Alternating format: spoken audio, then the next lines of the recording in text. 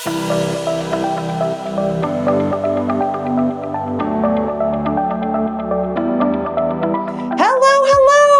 am Jessica Butts. Welcome to the Front Seat Life podcast, where I help you learn to be unapologetically who you are and live your life from the front seat through personal development, self-awareness, and real and raw conversations about life, love, and business.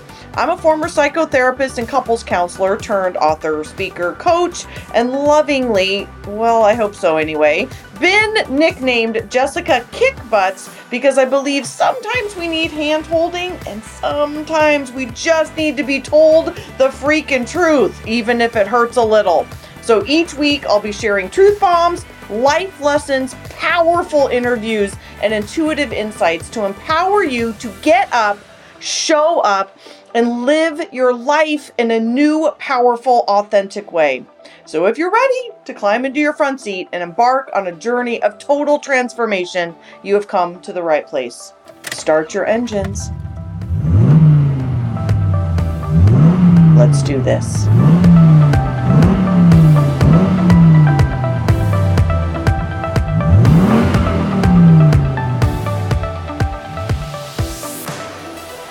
All right, Front Seat Lifers, I am excited to bring you a sassy, inspiring, courageous woman, Miss Jenna Faye, and she is here today to talk to us about her fabulous journey from Soulbeat Strategy. So it's the name of her company. So Jenna, welcome.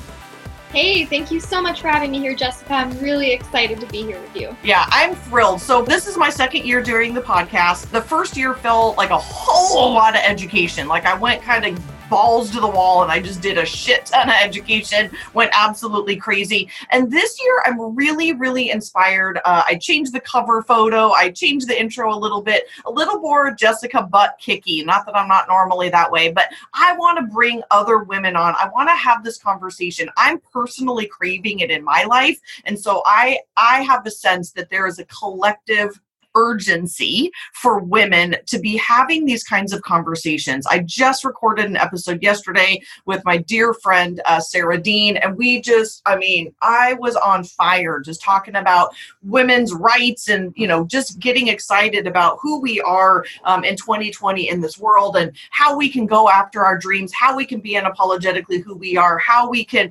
basically go against the norm, right? Like leave corporate America, kind of go do our thing. So Miss Jenna, I have lots of questions for you. So I actually, will you just introduce yourself? Let's just start by introducing yourself to my gorgeous listeners. Yeah, absolutely. So my name is Jenna Faye. Thank you for the intro and having me here today. As you mentioned, I'm the co-founder of the company Soulbeat Strategy, which I run with my partner in Shine, aka my husband Spence. Cute. Most of the time. Yes. And so we run our company together. I'm up here in Canada at my first home base that I've had in 3 years after digital nomading. So that feels really exciting to be running our company from more of a home base now. And what we specialize in, the short version, is partnering with other conscious leaders to help them scale their soul mission into the multiple six figures. So both a combination of business strategy and leadership coaching are the two main things that I specialize in. Awesome. So I'm typically kind of all over the place, but I do want to go somewhat in sequence because I know how important it is to the trajectory of your story, your life, how you're going to inspire our listeners. So that's the main purpose of this. So let's start there. You were in human resources, which I find hilarious because so was I. That was totally my story. And I was like so uninspired, so bored. I mean, again, I was like, am I really going to do this for the rest of my life? Like, I cannot live like this. I cannot be married to this person. I cannot do this white picket fence bullshit. I cannot go to 9-to-5 job doing something I literally could care less about for a company that I could care less about. Like I didn't care about anything in my whole life. I just didn't care. And so obviously that had a direct reflection on how I was treating myself and treating my body. So tell us your story, Jenna. First of all, how old are you? I'm 27. Oh my God. You're a fucking baby. You're a baby. Oh my God. I could be your mom. Oh my God. Oh my God. Oh my God. It's okay. It's okay. All right. Okay. Talk to us about your story. How did all this happen? Working in HR, you up and do what? Sure. I'll give you the the shortish version, and you let me know if you want to go deeper on anything. Awesome. So I did kind of, it sounds like in the same path of what you were doing, where I did everything I thought I should do. So right after graduating high school, I went into university, went into business after a little bit of a pivot, because my immediate thing that I was really excited about taking was actually anthropology and sociology. Realized pretty quickly there's not a lot of jobs in that industry. So then I switched into business, only because I had no idea what the heck else I wanted to do. So immediately upon graduating, got my big girl job, which I mean, all things considered, I felt like I'd really lucked out at the time to walk right out of school and walk into an HR and health and safety management position. It just kind of happened. And I learned so much when I was there. But I also went in with the intention of, number one, I had no idea what I wanted to do with my life. And also, I knew I really wanted to help people. So HR kind of seemed interesting to me, because I'm like, I can recruit people, I can make their dreams come true and hire them, I can support them, all of these things within the company. It seemed like it could be really exciting. And then I realized I was working for a manufacturing plant, not exactly glamorous. I was basically a glorified babysitter. And although I had some really great corporate leadership and other experiences of things I got to do, the primary job I was doing was babysitting people and firing people. I got really good at laying people off and soul crushing people that they wouldn't have a life anymore. That it was not really exactly what I wanted to be doing with my life. And like you mentioned, it was all a direct reflection of everything at that point. I became a stepmom at 17 and was in a 7-year abusive relationship. So I was in that relationship while at that job. I was 70 pounds heavier. Oh, wow. I was taking care of both my parents. I was the full-time caregiver of my grandma. My friends even called me Mother Jenna because I took care of everybody but myself. And it was all just a distraction to not have to really look at me and what I actually wanted to do. Wow. You're quite an old soul. Have you been called that before? I have for a very long time. You certainly seem wise beyond your years. Definitely. Okay. So you're also an INFJ and I'm an ENFJ. I don't know how much you know about type, but how much being an old soul, being what I would say intuitive, feeler, think outside the box kind of person, do you think went into this like early on realization for you? Mm-hmm. Honestly, I think I had been so numbed out and disconnected from myself that it wasn't super prevalent at the time because I was so disconnected. And it wasn't until I started connecting and actually getting to know the real me and start taking away all the shoulds of what I should look like and what I should be like, that I started to actually connect to, my intuitiveness and my actual gifts, my actual skills. Because up until then, I honestly did not really know. And it was that introduction to entrepreneurship and coaching back in 2014 that the light bulb kind of went off of, wow, I can do and be something different. Okay, so tell us what happened. I believe in, and not everybody has this, but I believe on your knees moments, on the bathroom floor moments. Mine was on the kitchen floor moments. Like everybody has those moments. What was the moment when you were like, fuck this shit? Like it sounds like something happened. What happened? There was two main things. So the first thing happened when I was still in my corporate job in the very early stages. And at first was a personal epiphany moment where I was trying to get on my stupid dress pants. I hate wearing dress pants while we were trying to go send in my yoga clothes. And I was trying to get on these stupid dress pants and I kept getting fatter and fatter and fatter, to put it simple, because I was so unhappy. I was binge eating. I had a shopping addiction. And here I am trying to put these stupid pants on for a job I hated that couldn't get them up anymore. So it was literally me laying on my bed being like, what is wrong with my life? I can't get these pants on. So first it started with that epiphany of like, I got to do something about me. So I started working on my health. I hired a personal trainer who I remember laughed her ass off when she met me because you had to do an assessment and she's like, do a squat, do a push-up. I'm like, I don't know how. What are these things? And I was the only person she had apparently ever upsold in her life, and upsold me from, I think, 12 group sessions to like 12 months of one-on-one. Awesome. Awesome.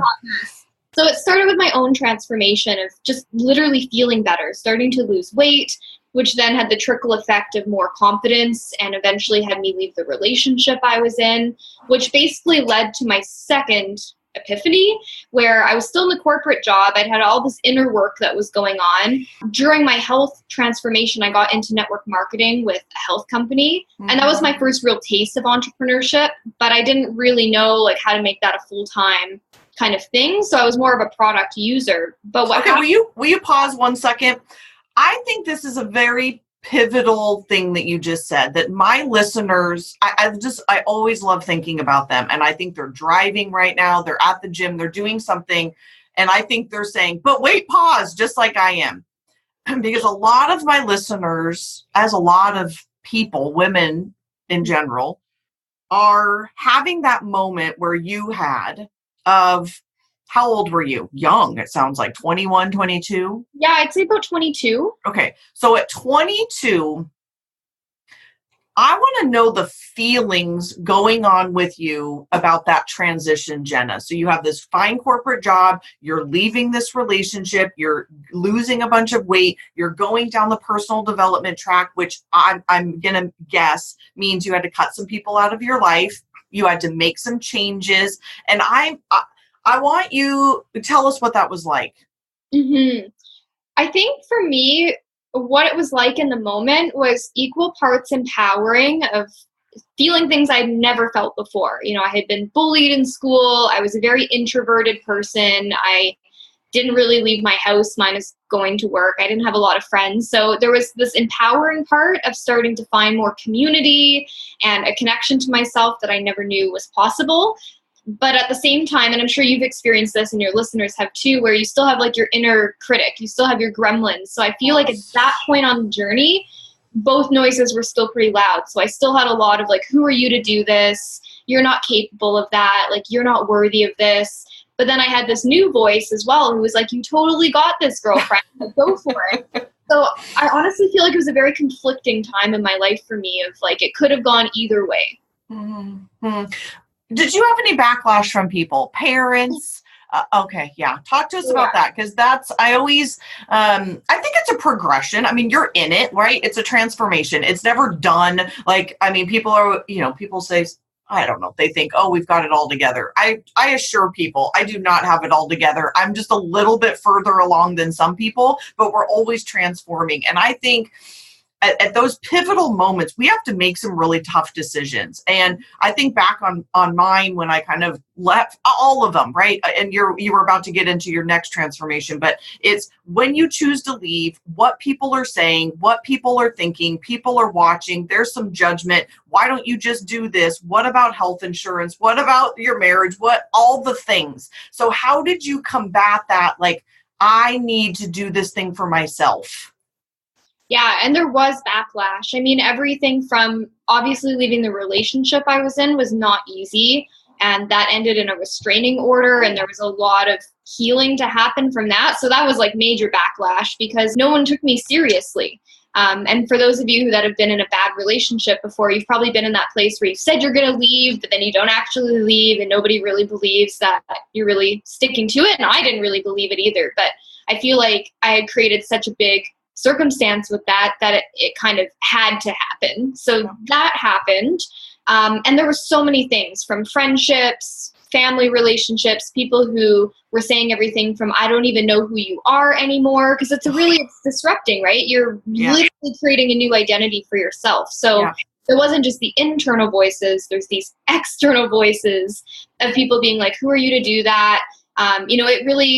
It really raised some concerns for people in my life, primarily because it was rocking their identity, because I had been the strong one and the rock, the one to, lend money, do all of the things. So it was a lot of resistance that I worked through at that time. And this is like the messy stuff that nobody really sees, I know, and this is why I want to talk about this, because this is the work. And I think there's a lot to be said for the bright, shiny, I don't know why I keep calling it transformation, the bright, shiny change, because I don't believe in like being woke and awakened, and I don't believe that bullshit. So whatever, like we're making a change in our lives.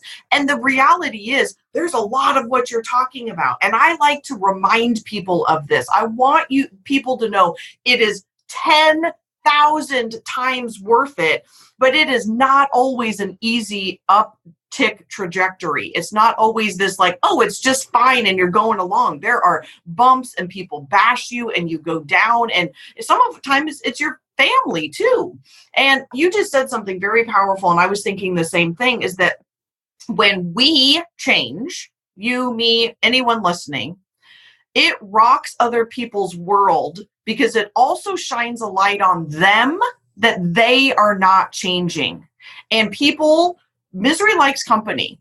And when you start evolving, transforming, whatever you want to call it, changing, evolving, it makes other people very uncomfortable. And that is why, Jenna, I want to have conversations with you, people like this all year, because I want to remind people that, again, it is worth it, but people are not going to like it. And it makes people very uncomfortable. Yet we then have to, one, stay committed to it. And number two, we have to find like-minded people. Yeah. And I think this is one of the hardest things, and I'm always as transparent as I can possibly be with my listeners and with everybody, is that I'm going through that right now too. And it's painful. Like, there are just people in my life that I don't know what else to say, just kind of don't want to be in my life. And it sucks and it's hurtful and it's painful. And I've come to this realization through like a lot of self-work over the last few months. Don Miguel Ruiz's book keeps coming up, is like, all I can do is do my best. And I am unwilling to stop evolving for other people's safety.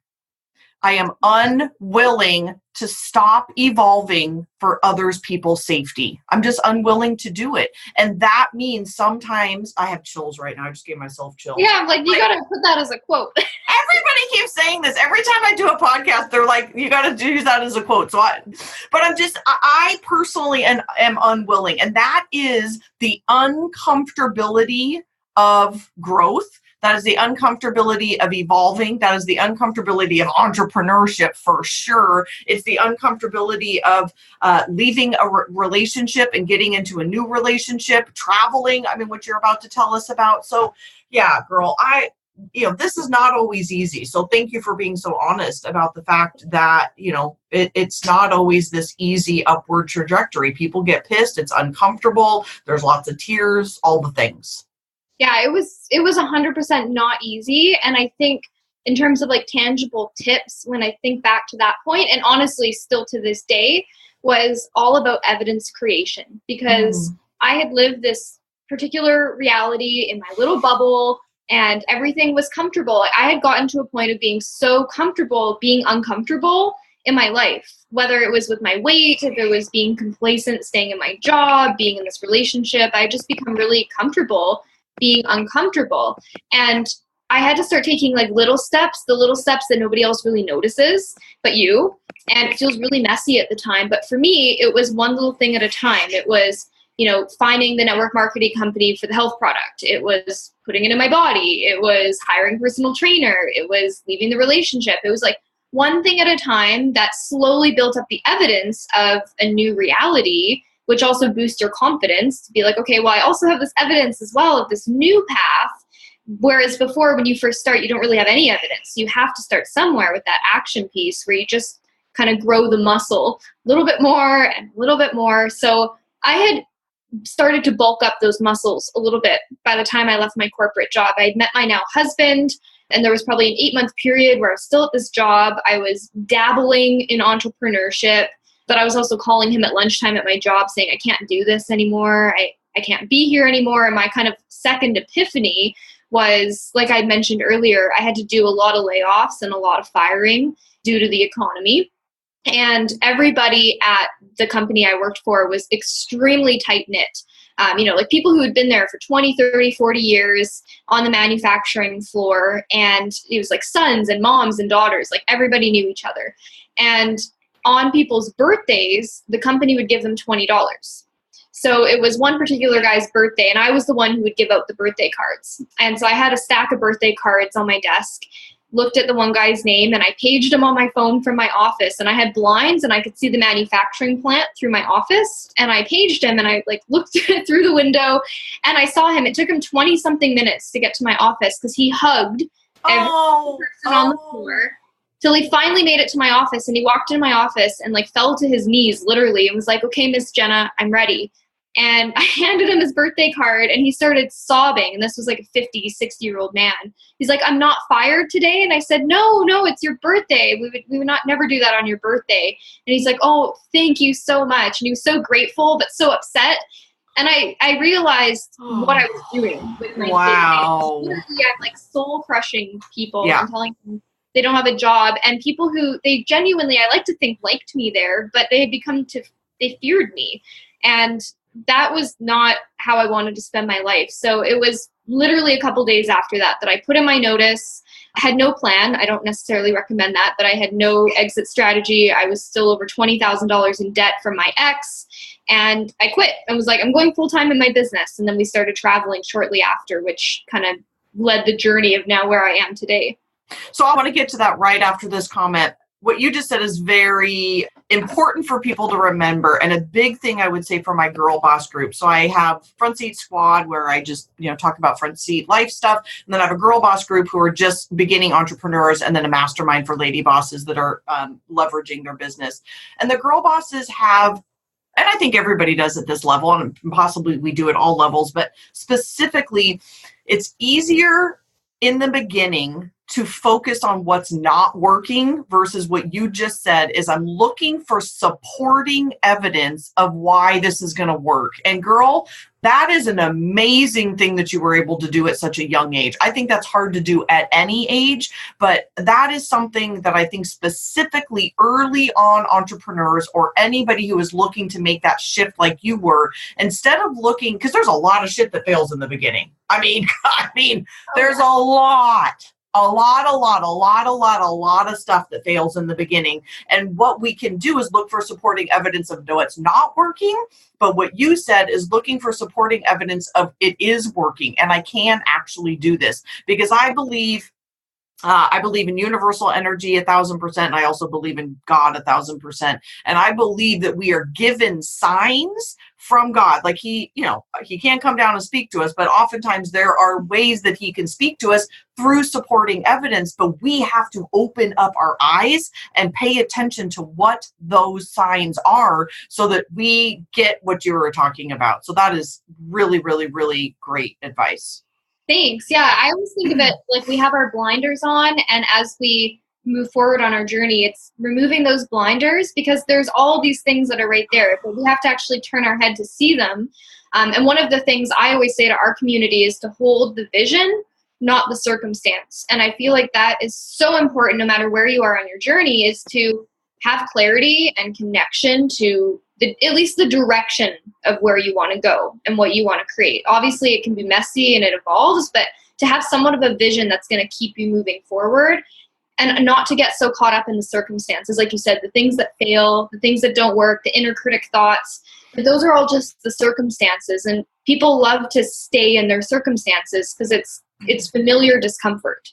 Girl, I could not agree with you more. I talk to my clients about this ad nauseum, that if we do not stay connected to our long-term vision, there is no way we're going to get up every day and do this shit. Because I could just go do whatever. My dream, I have a new dream job, actually. I have I used to have a dream job, which was being a grocery bag checker, because I'm pretty sure they don't take their job home with them, right? They don't wake up in the middle of the night and worry about it. They don't wake up in the mornings and have to do social media posts. Like, they go to work, they talk to some people, it just seems dreamy. And then the last time I was in Maui, I found my retirement job, which is driving the Maui, the fun bus. Like, there's this cute little shuttle. It's not even a real bus. It's like it's a trolley. That's what it is. The Kanapali trolley. This is so going to be my job when I retire because I'm so extroverted. I'll have millions, but I'm still going to drive the Kanapali trolley. But anyway, the point is we will give up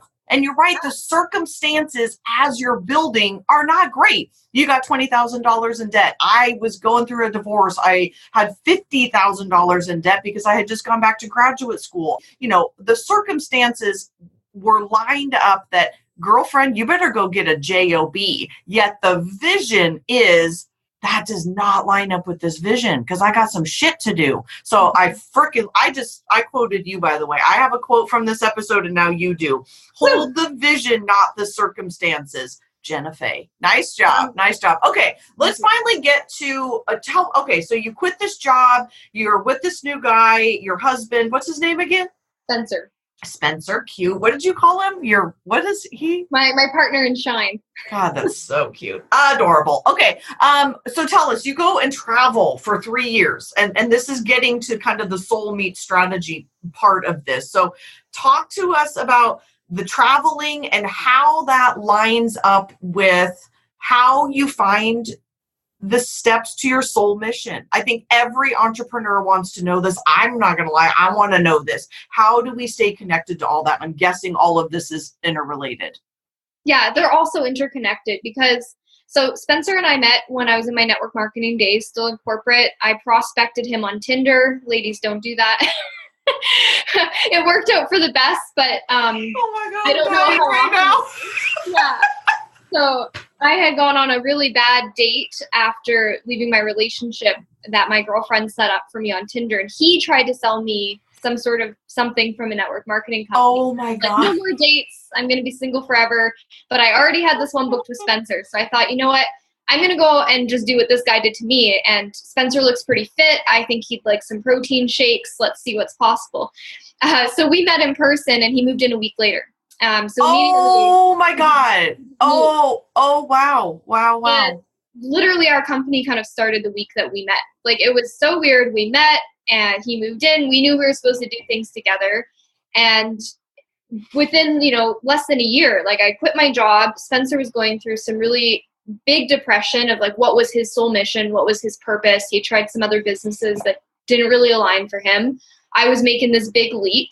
And that's kind of what set us up on the trajectory for the travels, which was such a key part of this story. Was we had talked about wanting to do travels together. Didn't really know where, didn't really know why, just knew that we weren't happy in the city that we were both from. We didn't really want to be in the big city anymore. We wanted to go do something different. So we had moved into a townhouse, and 5 weeks after moving into the townhouse, while we were literally driving home, one day we said, let's just leave. We just moved. We said, let's leave in 3 weeks. Got rid of the townhouse, got rid of all of our stuff, literally hit the road 3 weeks later with no plan. I was a little bit disillusioned, thought I would become a millionaire overnight, realized that didn't quite work. But we left, and it's been the most triggering, healing, growth-orientated thing that I've done on this entire part of my journey was the travels, because it forced us to get really clear about what the heck we want and to get into alignment to actually hold that vision and make it happen. Because up until then, it had been messy. I hadn't allowed myself to really get excited about the bigger vision of what I want to create. And so I was dabbling. I was network marketing. I was life and spiritual coaching. I was business coaching. I was doing energy sessions. Like, I was doing all the things, but none of them maybe particularly well. So we start traveling. I'm like, okay, got to niche down. I got to focus, figure out what we want to do. And Spencer and I knew we wanted to do something together. So we birthed this idea of soulmate strategy. He gets credit for the name. He's great with names.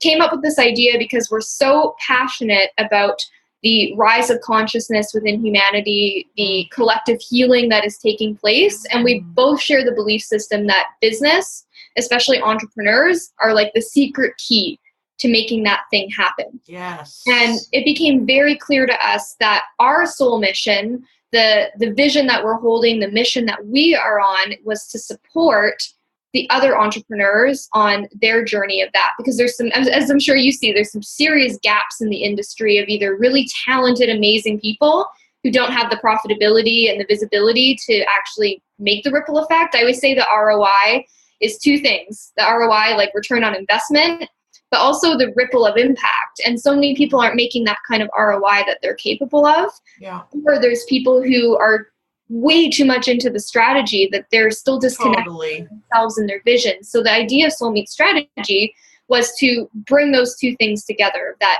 embodiment, the connection, and the actual tangible strategy that it takes to move the needle forward to, in turn, really shift the collective as well and speed things up. Awesome. How are you doing that then? So that's the what, and then what's the how? So this is also great for my entrepreneurial listeners. Like, what's the how? How do you take that and put it down to some paper and the strategy? Yeah, absolutely. I could talk strategy all day. I love it. For what I see for most entrepreneurs with this is basically looking at it as like 3 prongs. So looking at your own connection to yourself, you can call this connection to source, God, spirituality, embodiment, but this is like the actual personal connection, the inner work. So, and that's an ongoing journey like we've talked about, but it's being really aware and intentional with that and knowing like you can only take people as far as you've taken yourself. Like you can only grow your business as far as you've grown yourself. So looking at it from that angle. Awesome. Prong 2 is the actual leadership piece. We do a lot of leadership work, and like whether someone's working with us or not, I think that this is a non-negotiable part of the journey, is to actually do the leadership work to be able to hold that space for others, like the space for transformation, the container for change. And obviously these things are all connected as well. But like, let's say if somebody hasn't stretched their capacity to receive more money because maybe they were working at a $60K a year job and now they're trying to become a multi-6-figure earner in their business, like there's some gaps there. Most people are like blocking themselves off to receiving more money, and they haven't really stretched that capacity for themselves to receive more and therefore serve more. So looking at those two things is key. This is so huge, because I've experienced this. I mean, I guess if I can talk about other people, but I think people are interested in personal stories. Yeah. It is so fascinating and hard to hear this. I mean, I think people don't want to know this, right? They want to do the frickin' strategy. It's all they want to do. I'm going to put pens, especially us Jays. So we are the go-getters. We are the get out of my way. Like, I got shit to do. And we just want to do.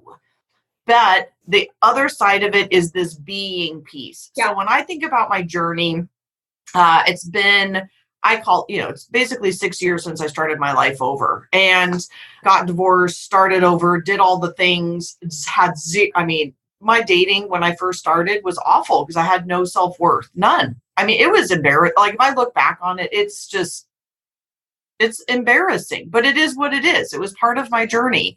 And the trajectory of my self-worth, of knowing that this is how God made me and realizing and doing the work, I think what you're saying is very difficult for some people to hear because they just want to strategize their way out of it. And as a former psychotherapist and obviously someone way wise beyond her years, this is one of the secret sauces for sure, is doing the work. You just said something, you can't grow your business further than you have personally grown.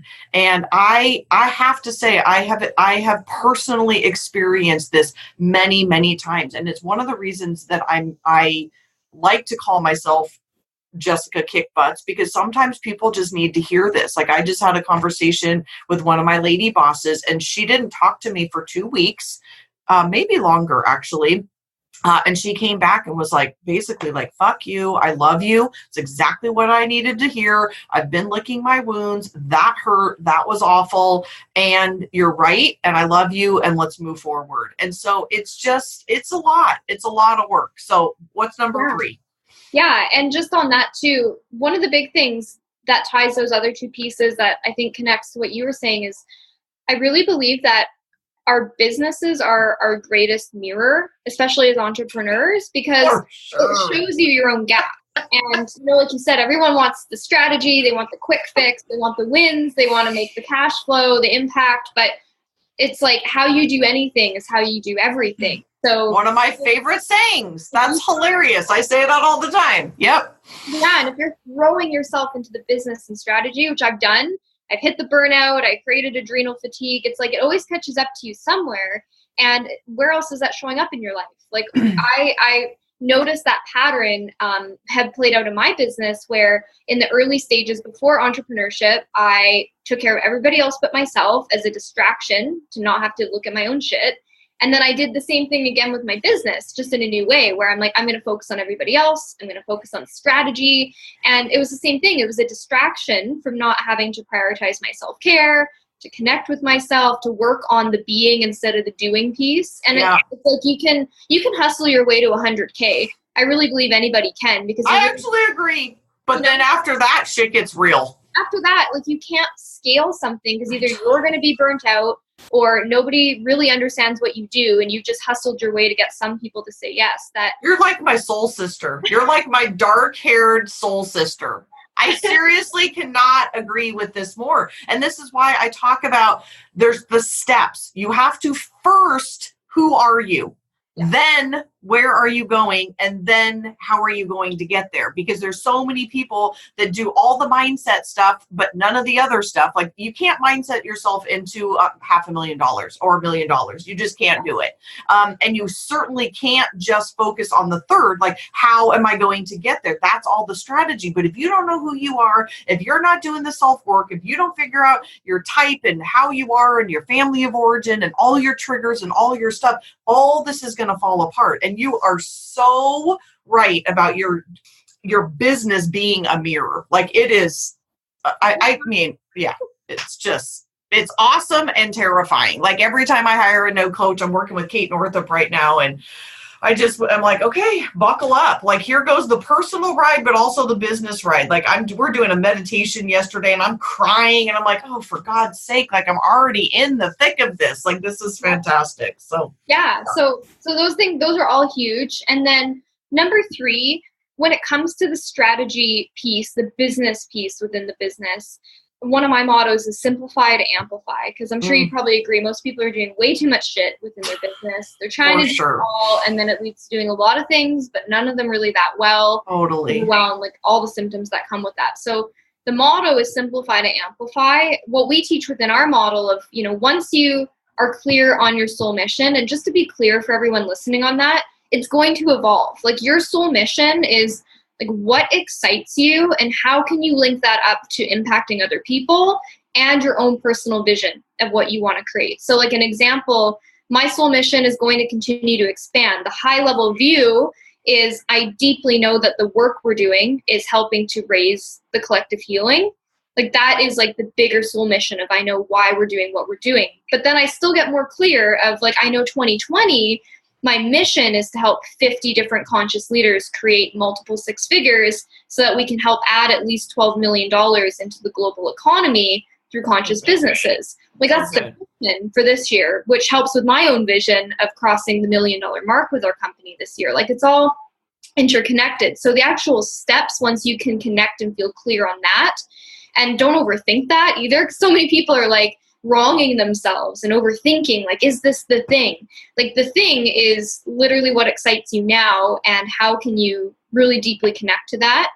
And then the 3 steps that I think are the most important is alignment, strategy, profitability. Like, they can all fall into those buckets. So alignment is looking at your messaging, who in the hell are you actually speaking to? Because yes, niching is important. It's not the only thing, but you still got to know who you're talking to so you can connect to them and find them and invite them into your community. So that's like your message, that's your niche, that's your offerings. Like, what's the transformation you're facilitating and how?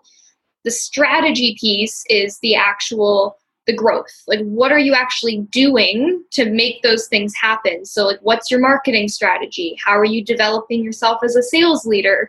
How are you getting in front of the people that you want to connect with? And that has such a deep project management piece that a lot of people don't want to do. They just want to, like, intuitively flow with their heart. But I also feel it's about the dance between the two, like doing what feels good and also having some plans in place. So you're not doing 200 things at once. Yeah.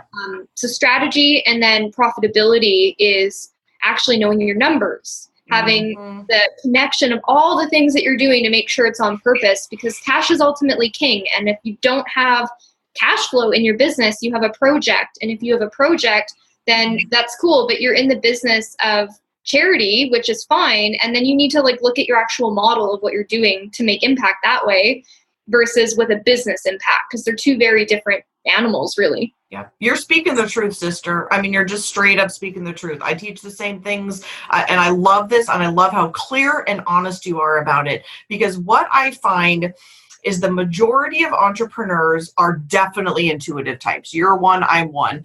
However, we have the J, and so, you know, it obviously comes with its own faults for sure, but a whole lot of entrepreneurs are NPs, and NPs are straight up the visionaries. They're the squirrels. They love the ideas. They love to come up with new things, but they do not like implementing. It is just not in their nature. So one of the best books that I think mid-level to high-level entrepreneurs is obviously Traction by Gino Wickman.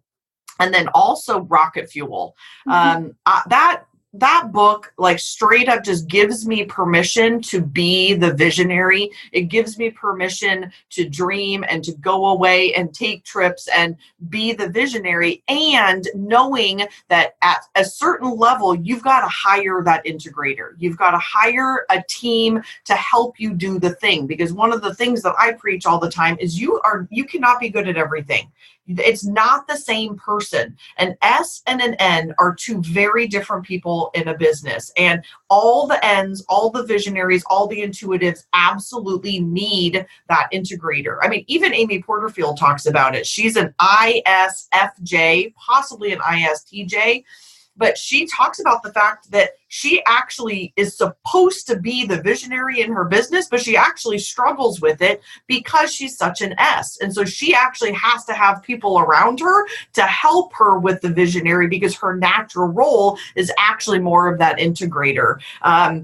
And so whether or not you hire somebody like you or me or a coach to help you get that kind of clarity and traction is critically important, because you talked about it as a project. In the States, we call it a hobby.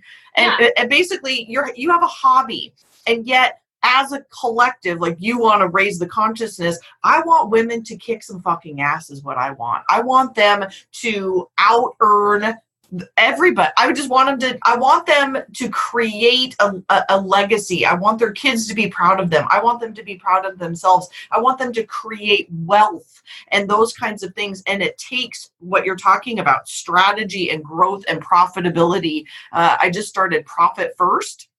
Best book. I can't wait. Everybody keeps telling me this. So when I got divorced, I did, help me with his name. The guy who helps people get out of debt. Is it the Rich Dad Poor Dad guy? No, the other one.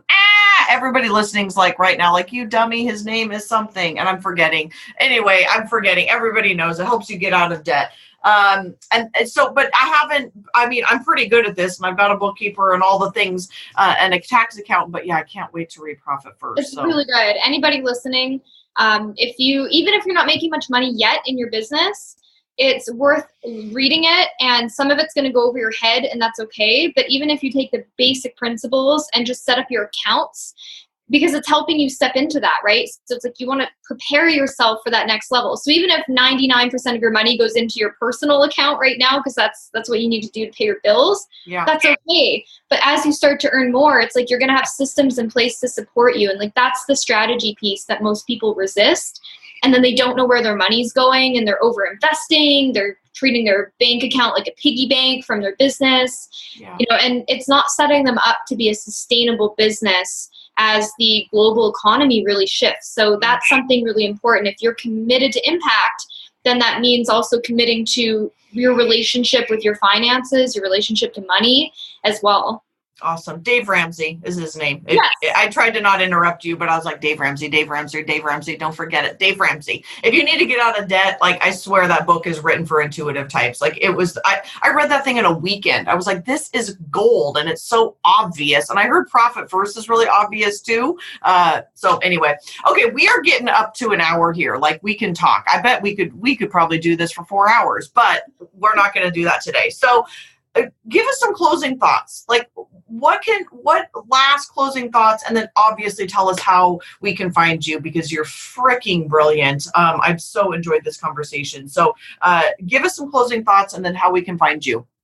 Thanks so much, Jessica. I think closing thoughts, because I know a lot of women who are listening to this, I think, are very visionary, and they've got the ideas, and it's like, how do we ground that down into reality to make it happen and birth it into the world, whether it's new or if you're going into the next stage of your business, into your life. So one of the big things that I find people don't do that I think could be a really good closing thought is to create yourself a map. Doesn't matter if you're listening to this and it's the start of the year, the middle of the year, sit down and dedicate a weekend to making yourself a map, reconnecting with your goals, and make it really simple. Like, get clear on the bigger picture of what you want to create, like how much money excites you, because most people don't hit their goals because it doesn't actually excite them. So what really excites you and why? And reverse hack what needs to happen. There's a really great book. I know we're giving a lot of book recommendations today, but it's called Traction. And in that book, it's BRPS, which stands for boulders, rocks, pebbles, and sand. And if you apply that to your business, you're going to have such a simple but easy to follow business map or plan for the year, where you know that everything you're doing is on purpose to actually driving income in your business. And so you're not ending up with the shiny object squirrel syndrome, and then you don't see the results in your life of what you want to create. So that's what I would recommend if you're very visionary. Create yourself an actual map, but do it in a simple way, and put it somewhere where you're going to look at it and base your day-to-day, your week-to-week, your month, your quarter on the actual plan, because you're going to see the needle move in the direction that you want it to go. So good. So good. So good. All right, girl, tell us where we can find you. People are going to just come swarming to you. Tell me Instagram, all the things. Where can we find you? Yeah, I love new friends and connections. So if you want to be connected, Instagram is our company name, Soul Meets Strategy. And if you follow me on any of the platforms, send me a message so then I know, and then I can follow you back, because that's really important to me. So that's and your page is stunningly beautiful, by the way. I was talking to you this morning at 7 a.m. It's gorgeous. Gorgeous. Yeah. You're well early done. for alert. Oh, yeah. Well done. Yeah, thank you. So that's our Instagram, Soul Meets Strategy. Our business Facebook community, that's where we spend most of our time. That's where I do most of my free content, is called Fulfill Your Soul Mission. If you search that, there's heaps of trainings, resources in there. Would love to have you be a part of the community if you're listening to this. Or search me up on Facebook, Jenna Faye. And again, add me as a friend, though, and send me a message so then I can follow you back and know where you found me from as well. Awesome. Thank you so much. I feel very honored right now. Like one of my goals, just for the listeners who don't know this, one of my limiting beliefs has been that I'm not very interesting. I've been living in this little silo. I've been just doing my own little thing for probably 3 or 4 years. And this year, I'm like, I want to go play with some new people. I want to meet some new awesome people. And so I'm just feeling really grateful in this moment that I stretched out of my comfort zone and am reaching out. I mean, you reached out to me, so thank you for that. But that I just get to sit down and talk to like amazing people like you and share the wealth and share the love and like just, again, collective consciousness. Like, let's raise this consciousness with women, human beings in general. Just, I love it, love it, love it. So thank you so much for spending your time. Thank you for, talking to Stephanie. Thank you for filling out all the questions. And mostly just thank you for being brilliant. Like, I'm not gonna lie, I'm 20 years older than you, and I cannot wait to watch you. I can't wait to watch you. Like, it's just going to be amazing to watch where you go, girl. It's incredible. Thank you so much, Jessica. And thanks for having me here and to be in contribution to your amazing freaking podcast and have created as well. It's a serious honor to be here and to jam out with you because you've built something really beautiful, and I'm excited to see what these next years are unfolding for you as well and for your tribe as well. Awesome. Thank you so, so much. Thanks.